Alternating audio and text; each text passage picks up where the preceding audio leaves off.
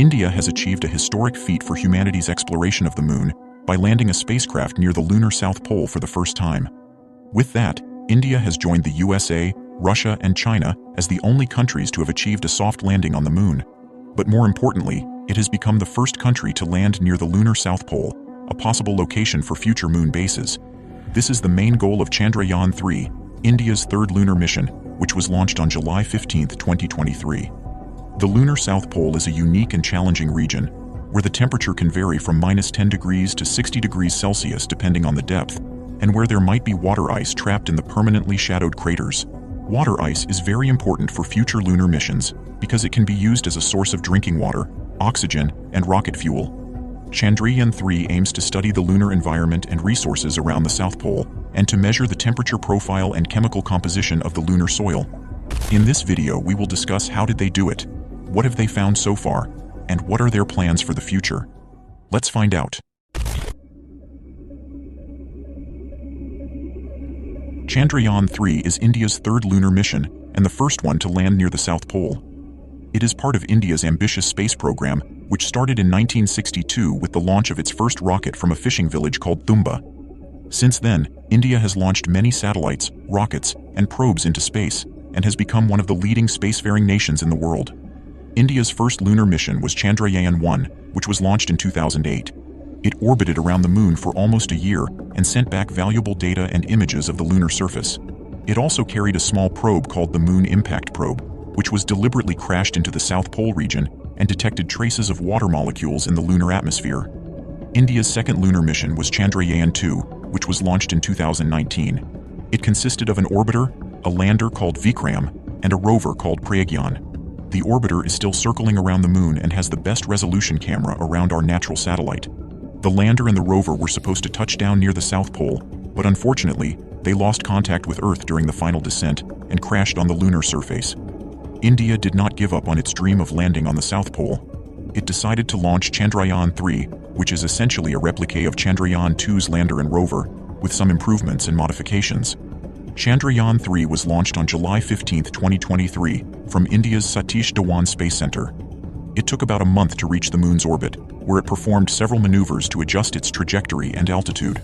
On August 20, 2023, it began its final descent towards the South Pole region, where no other spacecraft has ever landed before. The landing was very challenging and risky because of several factors. First of all, there was a communication delay of about 3 seconds between Earth and the moon, which meant that Chandrayaan-3 had to rely on its own onboard computer and sensors to navigate and control its speed and direction. Second, there was no detailed map of the landing site available, which meant that Chandrayaan-3 had to use its own camera and radar to scan the terrain and avoid obstacles such as rocks and craters. Third, there was very little sunlight available at the South Pole region, which meant that Chandrayaan-3 had to use its own batteries and solar panels to power its systems and instruments. Despite these difficulties, Chandrayaan-3 successfully landed near the South Pole on August 20, 2023. It sent back its first image of the lunar far side area shortly after landing. It also deployed its rover, called Pragyan, which means wisdom in Sanskrit, which rolled out of the lander after 1 hour.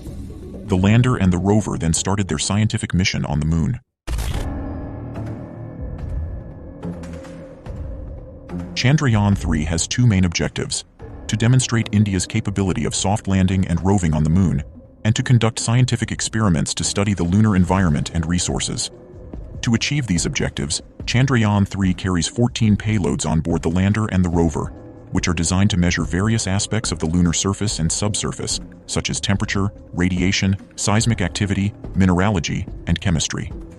One of the most important payloads on board the lander is called CHASTI, which stands for Chandra's Surface Thermophysical Experiment. It is a device that has a rod-like probe that can penetrate up to 10 centimeters into the lunar soil and measure its temperature profile at different depths. This is the first time that such an experiment has been done on the lunar South Pole region, where the temperature can vary from 10 degrees to 60 degrees Celsius depending on the depth. The data collected by CHASTI can help us estimate how deep the water ice is buried under the soil, and how much of it is available for future exploration and utilization. Another important payload on board the lander is called the LRA, which stands for Lunar Retroreflector Array. It is a device that has 8 mirrors that can reflect laser beams from Earth or other spacecraft. It can be used to measure the distance between Earth and the Moon with high accuracy, and to test Einstein's theory of general relativity. It can also detect some low-frequency radio signals from the far side of the Moon, which could reveal clues about its origin and evolution. The rover Pragyan also carries some interesting payloads, such as the APXS, which stands for Alpha Particle X-ray Spectrometer.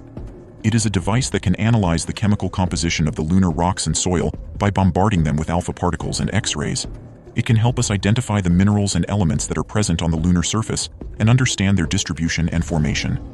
Another payload on board the rover is called LIBS, which stands for Laser-Induced Breakdown Spectroscopy. It is a device that can vaporize a small amount of lunar material by using a powerful laser beam and then analyze its spectrum by using a spectrometer. It can help us determine the abundance and isotopic ratios of different elements on the lunar surface and compare them with those on Earth. These are just some of the examples of the scientific results obtained by Chandrayaan-3 so far. The Indian Space Agency has been sharing these results with the public through its official website and its X, formerly known as Twitter account. These images show how Chandrayaan-3 is providing valuable insights into the lunar surface and subsurface, and how it is contributing to our understanding of the Moon. Chandrayaan-3 is not done yet. It has more plans and goals to achieve in the coming days and months. The lander and the rover are expected to operate on the Moon for at least 1 lunar day, which is equivalent to 14 Earth days. During this time, they will perform various experiments and tasks, such as drilling into the soil, analyzing samples, testing technologies, and exploring new sites. The lander and the rover will communicate with each other and with Earth through the Chandrayaan-2 orbiter, which is still orbiting around the Moon. The orbiter will relay its data and commands to the Indian Space Agency's Mission Control Center in Bengaluru, India. The orbiter will also take pictures of the lander and the rover from time to time, as it did recently when it welcomed Chandrayaan-3 with a message, "I spy you." The orbiter itself has a lifespan of about 7 years, which means that it will continue to orbit around the Moon even after Chandrayaan-3 completes its mission. The orbiter will keep sending back more data and images of the lunar surface, especially of the South Pole region, which is still largely unexplored by other missions. Chandrayaan-3 is not only a milestone for India's space program, but also a source of inspiration for all of us who dream of reaching new horizons. It has shown us that nothing is impossible when we have a vision, a passion, and a determination to explore the unknown.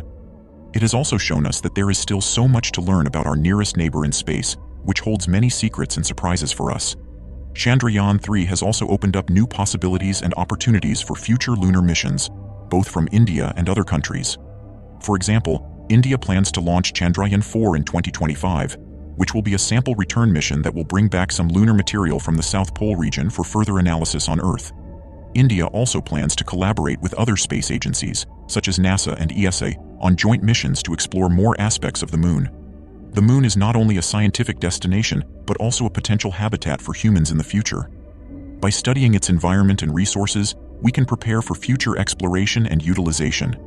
The Moon is also a gateway for deep space exploration, as it can serve as a staging point for missions to Mars and beyond. Thank you for watching this video. I hope you enjoyed it and learned something new about Chandrayaan-3 and its amazing achievements.